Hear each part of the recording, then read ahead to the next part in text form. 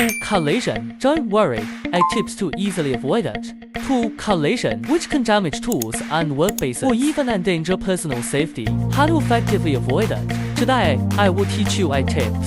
The first tip is programming and simulation. Carefully program, ensuring the coordinates, paths, and parameters are accurate before machining.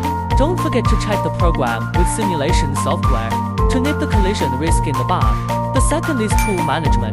Set the tool length and radius compensation correctly. Check the tool status regularly and replace them in time if worn or damaged. Keep the tools in the best condition. The third trick, clamp the bar and furniture firmly to avoid loosening. Don't forget to check for interference after clamping to ensure no collision with the tool or machine parts. The fourth trick, manual tool setting is essential before machining. Run the program for the first time.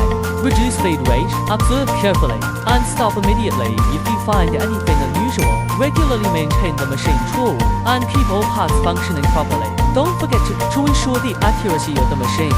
Reduce the risk of collisions from the source. Tip is that operators should be professionally trained and be familiar with the machine and programming. Seventh move, emergency start buttons and other safety devices.